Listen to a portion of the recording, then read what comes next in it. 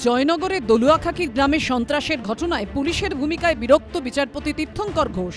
মঙ্গলবার অধরা 12 জন অভিযুক্তকে খোঁজার দায়িত্ব দেওয়া হলো সিআইডিকে। পাশাপাশি সোনারপুর, বারুইপুর, নরেন্দ্রপুর থানার ভূমিকায় খুবই বিরক্ত বলেও এদিন মন্তব্য করলেন বিচারপতি। 2023 সালের 13ই নভেম্বর দক্ষিণ 24 পরগনার জয়নগরের বামুনগাছি অঞ্চল তৃণমূলের সভাপতি ও পঞ্চায়েত সদস্য সাইফুদ্দিন লস্করকে গুলি করে খুন করে দুষ্কৃতীরা। আততায়ী সন্দেহে গণপিটুনিতে মৃত্যু হয় সাহাবুদ্দিন শেখ নামে আরও একজনের।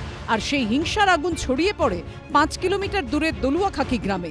বেছে বেছে জ্বালিয়ে দেওয়া হয় সিপিএমের কর্মী ও সমর্থকদের ঘরবাড়ি। আমাদের ঘর লুট করলে পুরো জিনিসপত্র, গয়না গেটে, টাকা পয়সা, মেশিন পাট যা ছিল সব বার করে। আমার এই উঠোনে দুটো বাইক ছিল, সে বাইক দুটো নিয়ে গেছে। নিয়ে এবার ওরা চালের ওপর উঠেছে, চালের ওপর উঠে চাল ভাঙচুর করছে। আর আমার দেশের গ্রামের লোক তো আমি তাকে হাতে পায়ে ধরছি, কাঁদছি, তা একা আমাদের মেম্বারের কাছে বিচার পাই না। পুলিশ থাকা সমেত আমাদের গদ্দর পুড়িয়ে মারধর করে, আমরা পুলিশের কি বিচার পাবো? ছয়পদ দেখে 4 কিলোমিটার দূরে ছয়পদ্দিন মার্ডার হয়েছে টিএমসির নেতা। তা আমরা জানি না, আমরা সিপিএন করি, এইটাই আমাদের অপরাধ। সেই জন্য আমাদের ঘরদর পুড়িয়েছে, লুট করেছে, ফের আমাদের ভাঙচুরও করেছে। জয়নগর থানায় আমরা গিয়েছি, গিয়ে অনেক অপরাধ, মানে অনেক কান্নাকাটি করেছি, আমরা অনেক কিছু বলেছি, আমরা কোনো বিচার পাইনি। দলুয়াখাকির ঘটনায় পুলিশি নিষ্ক্রিয়তার অভিযোগে হাইকোর্টে মামলা হয়। মঙ্গলবার তার শুনানিতেই পুলিশের ভূমিকায় প্রশ্ন তুললেন কলকাতা হাইকোর্টের বিচারপতি তীর্থঙ্কর ঘোষ। তিনি বলেন, সরকার বদলালেও পুলিশ একই থাকে, এদেরকে নিয়েই আমাদের কাজ করতে হয়। এই ঘটনার পর 2 বছর পেরিয়ে গেছে। 14 জন অভিযুক্তর মধ্যে গ্রেফতার মাত্র 2 জন। এরপরই বাকি 12 জনকে খোঁজার দায়িত্ব সিআইডিকে দেন তিনি।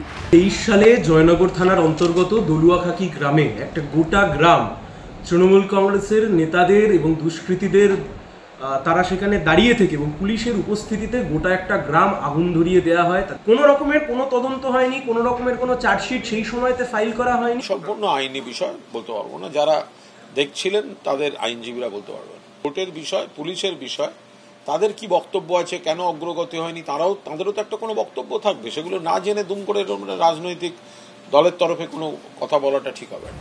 মঙ্গলবার বিচারপতি তীর্থঙ্কর ঘোষ বলেন, রাজনৈতিক রং দেখলে হবে না, বাড়িঘর জ্বালিয়ে দেওয়া হয়েছে। তখন সরকারি আইনজীবী বলেন, 45 দিন সময় দিন, সবাইকে খুঁজে আনবো। পাল্টা বিচারপতি তীর্থঙ্কর ঘোষ বলেন, এই ভোকাল টনিক তদন্তকারী অফিসারকে দিন। সোনারপুর, বারুইপুর, নরেন্দ্রপুর থানার ভূমিকায় আমি খুবই বিরক্ত। সৌভিক মজুমদার ও সুকান্ত দাসের রিপোর্ট, এবিপি আনন্দ, কলকাতা।